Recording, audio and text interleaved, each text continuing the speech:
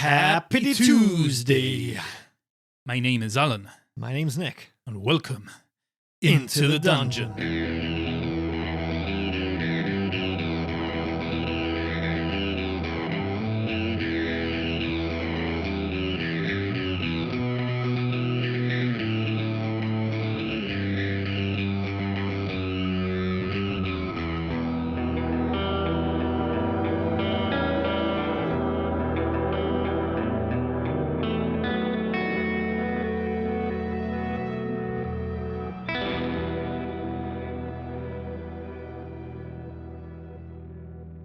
I started making my way back to Obin's house. Okay. Your journey back home is quick and pleasant as the warm sun lifts your mood after the ordeal at the library. There is a cooling breeze that blows gently from the direction you are heading that brings with it a hint of the smell of burning wood. As you get closer to home, the smell of burning wood intensifies and is now mixed with sulfuric undertones. As you get closer still, you begin to notice that smoke can be seen wafting up from the direction of your house. Obin! I'm sort of putting two and two together here, and I start rushing towards the house. What's wrong? Wait for me, Arfahrim! Fire! Oh, where? I'm ignoring Wilbur now. I'm just legging it towards the house. Yeah, he's catching up with you. He's running as fast as he can. So after the sprint, you reach the front of your home to find the door hanging outwards from its hinges, as if someone or something had kicked it open from the inside. The second story of the house is in flames, as is part of the first floor, but you can see that the front of the house is still yet unaffected. Obin! Obin! There is no reply, at least not from here. It's a kind of deafening blaze. That it's quite loud, the roar of the fire. We've got no time to waste. With me, Wilbur. Oh, yes, Arfahrim. Lead the way. Okay, so I'm rushing in. Having said that, the landing is not ablaze yet. No. Can I see flames around me or near me? Well, as you rushing through the broken doorway, you are greeted with a scene of devastation. The whole shop front has been destroyed. The countertop, now a splintered mess of wood, is scattered all across the room. Shards of glass from broken bottles litter the floor as a mix of their contents pool and coalesce in various areas. Part of the walls have been knocked down, revealing adjacent rooms behind them. You see a large opening has been ripped where a wall and a door once gave way to the corridor that leads to Obin's study. So, pretty much everything is destroyed. The fire is kind of contained to the second floor, and the back rooms, so the kitchens would be in fire. Obin's study is also starting to catch fire. The dining room is also on fire, and the whole back of the house is ablaze as well. You can't see it from here, but as far as you can tell, the whole back of the house is burning. And you see the hole to your right as you go in, where the countertop used to be, where Obin sold his wares. To the right, there's a massive hole in the wall, and you can see the corridor behind it that would lead down to the toilets and Obin's study before them. So can Arfahrim safely assume, based on the description you've given, that this damage doesn't seem to have been caused by the fire? Yes, it wouldn't take much to assume that there's fire, and perhaps the fire is due to whatever caused this damage, but this damage seems more... you can almost make out claw marks on the walls, the ones that have been broken down. Shit!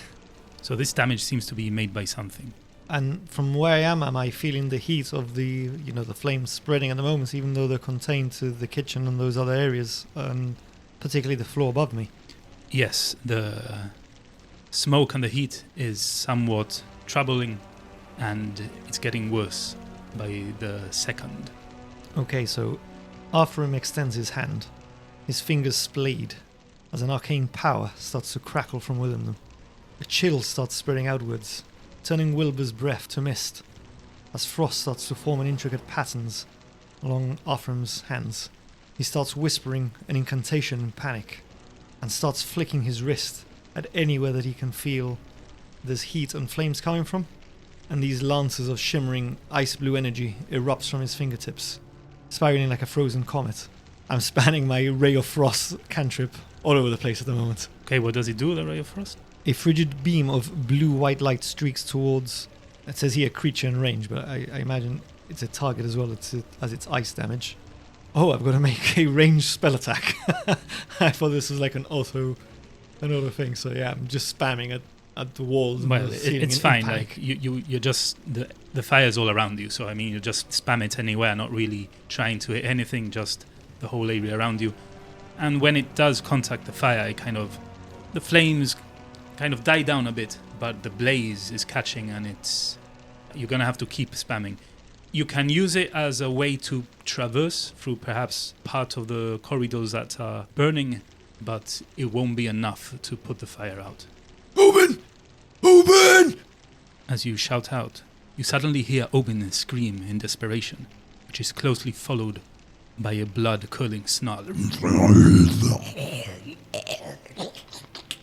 The sound is eventually drowned out by the constant roar of the blaze above and around the storefront. The sound came from Obin's study. I'm heading straight that way, spamming any flames or smolderings that I'm seeing along the way. As you make your way down the corridor towards Obin's study, with Wilbur close behind you, using your ray of frost to put out some of the flames that lick at you as you pass, you can now see that the whole back of the house is on fire, as part of the floor above comes crashing down at the end of the corridor. You run a few feet down the corridor where you can see the crumbled walls of Obin's study. Beyond the smoke-filled room, you see two silhouettes. One is unmistakably Obin's. The other is much, much bigger. What are you doing? So I'm just seeing silhouettes. I can't make out what this other shadow is. You want to look at it for a while to see as the smoke clears if you can see it better? Yeah, I want to try and see what Obin's up against here. Okay, so you see Obin is there. Are you entering the room or you're still out of the room? I'm inside the room now. So as you clamber over the debris and into the study, the heat of the blaze is becoming unbearable as the smoke and heated air burn with every labored breath you take. As you stand there with Wilbur watching, the smoke momentarily clears from the center of the room as a large being disturbs the air around it with a sudden, swift movement, revealing Obin with a starting hand, blooded and squaring off, with a creature that towers over him. Its form is twisted and unnatural. Its thin, skeletal frame is draped in taut, pale skin, stretched over jagged bones that jut out at sharp angles. Its wings are gossamer-like, resembling those of a giant insect, but torn and frayed at the edges. They emit a faint buzzing sound that grates on your nerves. The creature's long clawed limbs end in razor-sharp talons that twitch with the anticipation of striking at Obin. A barbed tail, segmented and chitinous, lashes behind it, dripping with blood. It moves with jerky, unsettling motions as it closes in on its prey. It raises a talon to attack, but it suddenly stops and faces you with a snapping precision. Its face is a grotesque mask of malice, with hollow sunken eyes glowing faintly red, and a wicked grin exposing rows of needle-like teeth. You can feel a cold, predatory intelligence in its gaze as it fixes on you, its breath coming in ragged, guttural hisses. Roll for initiative. Oh shit! That's what you're up against. God damn it. Am I rolling for Wilbur as well? Yep. Oh crap, we're off to a banger here. That's a 10 for Arfahrim, total. A 10 total as well for Wilbur. Do I need to roll for Timmy, or will that depend on whether he joins the action or not? For the listener's benefit, I added a companion to Arfahrim, Timothy, from the books. That would depend if you actually use the books. You know that he said he would help you and he would slay souls and feed them or gift them to his demon overlord. So you imagine that if you take the book out and ask him to help with a fight, that he will do so. But we'll only add him to the fight if you actually use it, and I'll roll the initiative for him, or you can do so if you want to. Alright. If you want, roll for Obin as well. Oh, Obin's joining the fight as well. Well, he's currently engaged in a fight. I don't know his dexterity, so you'll have to add to this roll. Yeah. That's a first nat 1 of the campaign. Wow. Okay, I'm gonna roll for the creature in front of you. I'm not gonna say anything. Yeah, that laugh is clearly a nat 20. First DM's roll, I'm calling this is rigged. Yeah, for sure. What was it we were using in Lone Wolf? VAR review? I want to VAR review of that roll. Yeah, we'll talk about it later. All right, so either you or Willie would go first. I'd say it's up to you, really. I think Arfahrim would go ahead of Wilbur. Okay, so what are you doing? Oh shit, it wasn't a natural 20 then. No. Natural 1. The Yeah. curse extends Yes. to the DM. A natural 1. My first roll in my campaign, and it's a 1. Brilliant. Oh my god, that's amazing. Okay, so right now, the creature is engaged with Obin, but he's looking at you, eyeing you down, like thinking more food. Shit. Alright, so I'm torn at the moment. I'm torn between striking first or casting mage armor on myself. I mean, Arfahrim probably hasn't seen much battle, really. It's a bit apprehensive, so he's gonna cast mage armor on himself. Very good. Want to read what that does? So I touch a willing creature who isn't wearing armor, so I'm touching myself. Okay. And until the spell ends, my base AC becomes 13 plus my dex modifier, so my AC is now 15 instead of 12. Nice. Is that your turn? That will be my turn, yes. That lasts 8 hours. Very good. Are you moving at all, or you're staying there? You're right at the entrance where you saw, like, the part of the wall collapsed. Yeah, seeing as I'm there, I'm just gonna take a little bit of cover behind the muscle, the bronze, certainly not the brains of this operation. Okay. Wilbur, you must help! Obin! Yes, Arfahrim. I don't know if we can do much against this creature, but I'll try. It is now Wilbur's turn. Wilbur's gonna draw his longsword. A little hesitantly, he's gonna position himself in front of the Bone Devil. Ooh, Wilbur. Brave old Wilbur. You're aspiring to be a god. This will do you well. Strike him down, Wilbur. Wilbur plans to do just that. Okay. He raises his sword. He's gonna try and slash across the chest of this beast. Go for it. Roll to see if you hit him. Here we go. Don't let me down, Willie. Ooh, baby! That's a 25. Ooh, that hits. So roll for damage. That's a total of 6 damage. Alright. So, as Wilbur strikes at his foe, the sword catches it across the chest, but kind of ricochets off the hardened bone. The creature seems largely unaffected, but it has struck. So it's now the creature's turn. Oh no, I've just realized he saw me as a meal and I've just sent this plump, juicy human to stand in front of him. Yep, pretty much. So the creature was staring at you, looks down at Wilbur momentarily, like if perhaps a fly was accosting it, and with a large claw, he steps back and swipes at Wilbur. Wilbur, raise your shield. 21 to hit. Oh, that definitely hits. I haven't even checked the armor class yet, but yeah.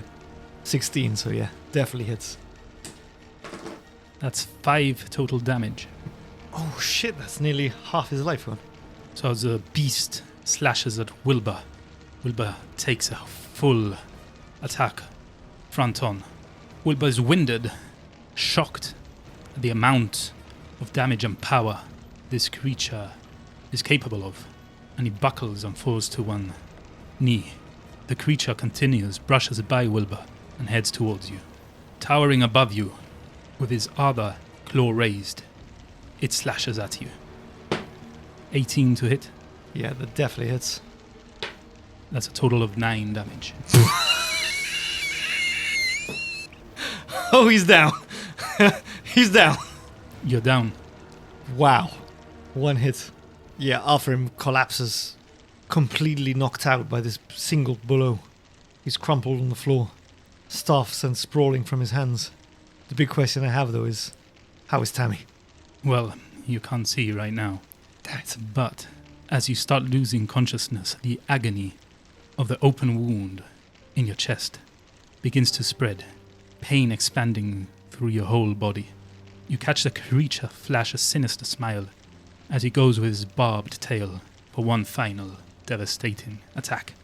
Just before the attack makes contact, a sudden flash of warm, blinding light fills the room. You feel the pain gripping your body, and then your consciousness finally begin to fade. Whilst enveloped by darkness, familiar warmth bathes you, like the soothing rays of a midday sun. As your senses begin to return, you hear the distant call of a seagull. The scent of the salty sea fills your nostrils as a fresh breeze passes over you. You can feel the coarse touch of wooden planks beneath you as you now realize that you are lying down on your back. The thought of the creature that assaulted you creeps into your mind, but you remember them like events from a distant past. As you bring your hand up to your chest, you notice that the wound that was inflicted on you is healed, and you feel no pain whatsoever.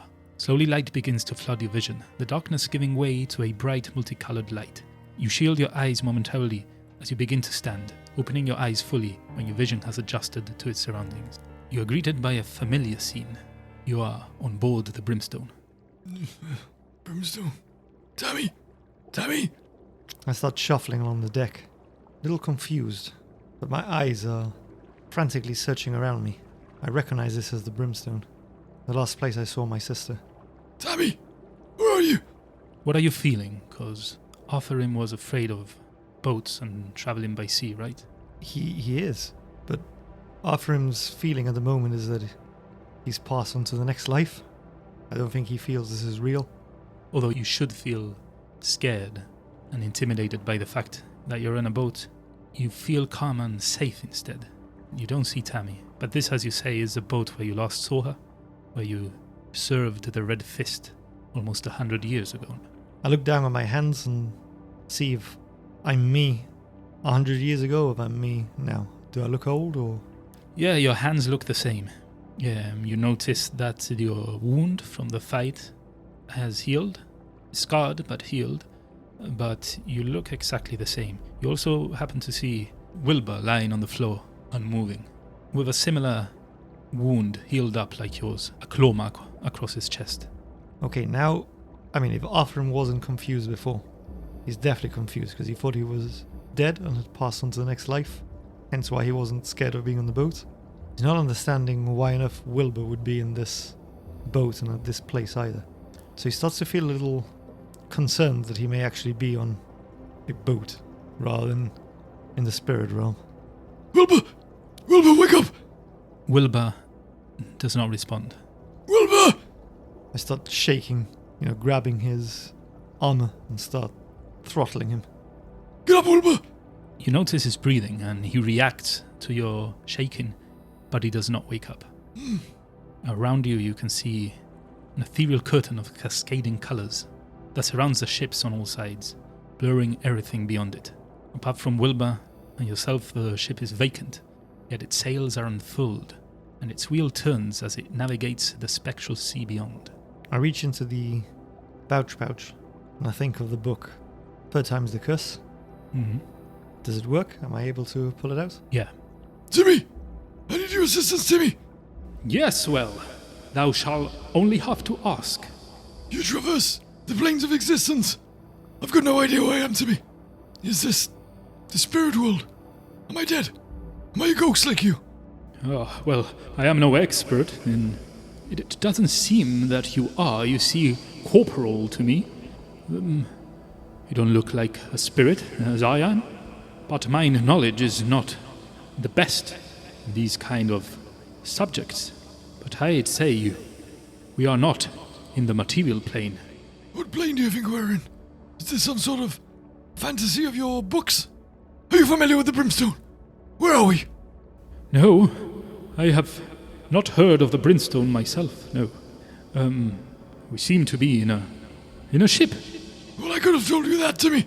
Yes, well... I'm trying to understand what plane we're on. Am I dead? I don't think you're dead, but it seems like you're in a kind of limbo. Not quite in the ethereal plane, but not quite in the material. I don't understand, Timmy. I was struck down by a beast, yet my wounds have healed. And my friend Wilbur there, he's breathing, but he's unresponsive. I not know what to say. As you are talking to him, you realize that you're not carrying your staff. It must have fallen from your hands when you were knocked out. Tammy! Panicking now as I realise that my staff and pet bird have gone missing. I'm in a bit of a kerfuffle. Are you looking around for it? Looking around panically at the moment. It doesn't take you long to notice that it is lying next to Wilbur. With his rotund tummy, he was kind of obscuring it. Wilbur, you gotta break the staff! Who was still? You gotta squish Tammy! You see that the birdhouse is still attached. Are you picking it up? Yes. So you pick it up and inspect it. You can see it's still functional. I mean, the staff is still a staff, and so is the birdhouse, but there's a large crack that has appeared through the middle of the actual birdhouse. Tammy! Tammy!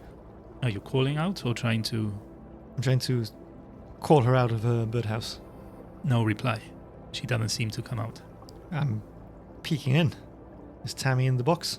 Looks empty. Shit. Tammy! As you say that, a sudden rush of air blows from behind the ship, filling the sails, and carrying a familiar voice with it. A voice you have not heard in a century. The voice of your sister, Tamarin. I am sure you may have innumerable questions, but I am afraid I can't begin to answer them all. I speak to you in haste, Arfahrim, my dear brother, to bring you a warning. Something evil is brewing in the material planes. Although I do not know what or when, I am certain that it will affect the lives of thousands when it finally manifests. Already there is evil spreading in Baldur's Gate and beyond. Our dear Golgotha is in grave danger and needs help. There is something amiss in the region, and what attacked you and your friends may be connected to it all. Please, you need to travel to Baldur's Gate and help Golgotha. She may have more answers. As she says that, her soft voice begins to trail off as the wind dies down Tammy! and silence returns Tammy! to the ship. Don't leave me, Tammy! Tammy! Well, this is a bit awkward. Do you still need me? No, Tammy. Okay, I shall be in my books if you require mine help. Tammy. Wilbur, for the love of the gods! The captain is here! Stand up! At attention! I can't do this on my own. The ship suddenly comes to a crashing halt as the sound of cracking wood interrupts your sobbing. You're flung forwards, overboard, and fall into the waters below. Your feet feel heavy, as if tied to rocks. Try as you may, you are unable to swim up to the surface. You doing anything? I just reach my hands out, seemingly accepting what seems to be my fate, much like that of my sister. There's little Arfahrim can do at the moment. As you accept your fate, your chest begins to ache as you long for air. You instinctively open your mouth to breathe in, and water fills your lungs. You feel an excruciating pain in your chest, and as you're about to pass out, you wake up lying on the floor, surrounded by a blaze that is consuming everything around you. You're back in Obin's office. The oppressing heat from the inferno is unbearable. The whole office is engulfed in flames, and there is no sign of the creature that attacked you, or of Obin. Wilbur is passed out, lying next to you. Check the wound that the creature inflicted upon you. Painful to the touch, the gaping hole left by its claw marks are gone. You feel you don't have much time, as it's getting increasingly difficult to breathe due to the heat and smoke, and the fire is spreading quickly. Am I back with a hit point, or...? You have full health. Oh, full health. You're completely healed. Still feel a bit of pain, but you're completely healed. You have your staff with you. The birdhouse is still cracked. There is no sign of Obin, and as I say, the flames are getting ever closer to you. They're pretty much engulfing the whole room and surrounding you. You know that if you stay here longer, you're going to start to suffer the consequences of the heat and the smoke. Wilbur is slowly stirring. Arfahrim, what happened? This is not the time, Wilbur. We need to get out of here. We'll meet our ends. There is a little bit of a path back out from the corridor you came through. Before I do anything, I want to check if Tammy's in her birdhouse. There is no sign of Tammy. Tammy! I start trying to mimic bird calls, see if she's coming to me. Nothing coming, just the oppressive blaze and heat coming from the fire. Again, I start spamming my Ray of Frost, trying, if I can, as I do that, to move towards Obin was, and trying to have a cursory look to see if I can see Tammy or any signs of escape from this room that this monster may have left. Roll a perception check. As I mentioned, the room is consumed by flames. I mean, it's difficult to move through them, deadly to move through them, I'd say. It helps a bit with your spell, but you kind of open an area in front of you as you cast a spell, but it quickly closes behind you. So you're almost always getting engulfed. It's a total of 16 on perception. What you do notice is that I mentioned behind you there is a little path that is still not on fire. That takes you out to the corridor and out back to where Obin's storefront used to be. But you want to continue into the room, casting your spell? Yeah, I'm trying to see like where I last saw Obin. Okay. As you do so, you make your way a bit further into the room. You can see the struggles. You can see the fight, but there is no sign of Obin. It's very, very hard to see. Again, the room is completely full of smoke and fire. It's really hard to see, but as far as you can see, there is nothing. No creature, no Obin. Only the signs of the struggle. Roll a Constitution saving throw. That's an unnatural 20. Very nice. You feel the heat get the better of you. You start to feel dizzy, but you shake it off. But you have the feeling that if you stay here much longer, you're going to start suffering the consequences of smoke, inhalation, and the oppressive heat. I mean, you mentioned that there was no sign of Obin or the beast. I'm taking it there was no sign of Tammy either. I haven't seen any feathers or... I mean, if there were feathers, they're probably burnt by now, and similarly, any sign of Obin or the creature, any sign of the struggle, although there is some, it's all starting to burn. The whole house is collapsing pretty much around you. Walls, the floors are all burning or burnt up already. Obin! Damn you to hell! You feral beast! I'm still spamming. I'm in a rage of fury at the moment. Have you left Wilbur behind where he was? Yeah, I don't know what Will is doing at the moment. I'm panicking and just firing off Rays of Frost. You can hear from where you were before. Arfahrim! I'm burning my bum! Where are you? We need to get out of here, Arfahrim. I can't leave, Wilbur. Are you stuck? No, of course I'm not stuck. I can't leave, Wilbur. Obin's gone. Tammy's gone. We need to find answers, but it serves us no good if we burn here. Arfahrim, come back. We need to leave. Roll a Constitution. It's an 18 total. Again, you feel the heat is getting the best of you, but you shake it off and continue spamming your spell, trying to look for any sign. Tammy!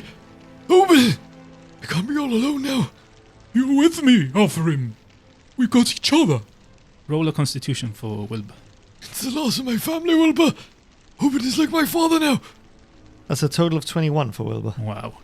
Yeah, he seems unaffected. He's further away from the blaze than you. He's staying close to the path that is yet less affected by the flames, so he's not finding it very hard to battle the heat. But it's starting to spread. Arfahrim! He was like a father to me too. He took me in when not even the city watch would. Even though their hands are tied. I still didn't make it. But he believed in me, Arfahrim. I know he meant a lot to you. But he wouldn't want us to die here as well. Perhaps he saved himself, Arfahrim. We need to leave and find him. I have an idea where he may be. If he's alive. I'll explain more when we get out of this inferno. Okay, come to me. We'll leave from the front door. I'm still spamming my Ray of Frost as I reluctantly make my way back to where Wilbur is. Okay, so you join Wilb. You can see that the corridor that leads again to the storefront is clearer, still engulfed by flames and still treacherous to pass by, but it helps with your spell. Are you making your way that way towards the storefront? Yes. As you get to the storefront, you start hearing commotion outside of the house. Even though it's drowned by the flames and the blaze, you can still hear some of it. Seems to be people gathering, and there seems to be water hitting the side of the building. You're from Waterdeep, so You would imagine that the firefighters have arrived, usually mages or wizards that use water spells to combat fire. And you would also know that perhaps this has attracted the attention of the City Watch itself. They're all gathered outside. You're well aware that if they find you, they're gonna stop you and ask questions, as here in Waterdeep, arson is considered a grave crime, punishable by death. So I'd be thinking that I might be blamed for this, even though I live here? Perhaps not blamed, but you are going to be questioned, and you can imagine that it's not looking good. It's up to you what you do. I mean, if you want to give answers and see how it goes, you can, but you know that you will be detained if seen, or you will probably be detained and questioned if seen, if you'd rather just hurry up and be more stealthy. You have that option as well. Would I know if, are these people known to be corrupt and want an easy way out? So, is Arfahrim feeling here that they just want to get back to the tavern and, put the blame on the first person or suspect that they see? Or do I get a feeling that, if I'm going to tell them that, I've seen this giant insect or whatever that beast was, they're going to believe me? They might believe you, or they might not. At the end of the day, I mean, you don't know how they're going to react. You can imagine that they will want to question you further and perhaps take you in to a cell or maybe to one of their outposts to better get a feeling for what has happened, especially if you're talking about beasts and stuff like that. I mean, that's the inclination you would get, seeing as it's something unnatural that's happened. They would probably want more answers than just it was a fire and there was a beast. And okay, go on your way. You know what I mean? You're probably going to be asked more questions. You also know that the magicians or mages and the wizards that do the firefighting duties are part of a guild that Obin did belong to. That doesn't mean that perhaps Obin knows all of them, but you are aware that Obin belonged to a guild. The name of the guild is the Watchful Order of Magists and Protectors. And this is something you know, so it's not like you're standing there just doing nothing and this, you already know all of this. You know that they have a base of operations, which is called the Tower of the Order, not too far away from here. I mean, can I see where these people are? Or because there's only one exit and they're outside. I mean, that's pretty much my only option, to go out and be seen. So yeah, it's your house. You know there is a side door, and the front of the shop is now being battled by the mages outside. So the fire is dying down. They can't see you. You can see them from inside. If you're trying to stay out of sight, you can hide behind the debris and all that. But yeah, that's the side door there. That isn't very far away from the main door, but it could serve as a ways to leave more stealthily. Okay, Arfahrim's thinking here of that vision or that strange occurrence where he was on the brimstone, and the words that Tammy spoke to him. Wilbur, this is gonna sound strange, but we can't go out the front door.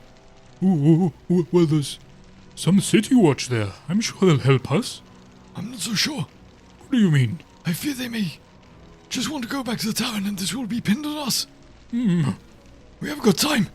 But when we were struck by that beast, I had a vision. Really? Yes, my late sister spoke to me. She said there's trouble brewing in Baldur's Gate. Oh, that's very far away from here. Yes, it is, Wilbur. I can't ask you to come with me, but I can ask you to protect yourself.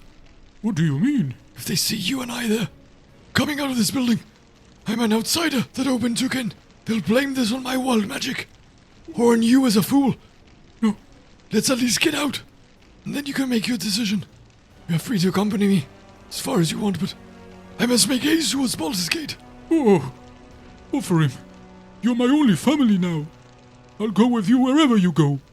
Then do as I say. Yes. We cannot risk this. Yes, Grandpa. I'm going to choose to ignore that, Wilbur, given the circumstances of our predicament. Oh. Come, to the side exit. Yes. We must be quiet, Wilbur. Oh, yes. Don't worry. I have little faith in the city guard, especially with everything that's going on. Roll for stealth for both you and Wilbur. Ooh, are we doing this blind? Oh, yes, we are. Thanks for reminding me. Okay, so yellowy is Arfahrim, bluey is Wilbur. Alright, here we go. This was more fun when I was on the other side of the blind roll, I'm just going to say. Yes, I can imagine. Okay, so who was yellow? Arfahrim. Okay. And Arfahrim's modifier for stealth is +4. Okay. And Willy, Big Willy, Yeah. his modifier is +0. All right. So, you lead the way and Wilbur follows. You've told him to be stealthy, to be quiet, so he attempts to. The fact, Oh no. the fact that there is a blaze going around you and the sound of the water spells being cast. Should mean it's with advantage. Sorry? Yes, perhaps you're right.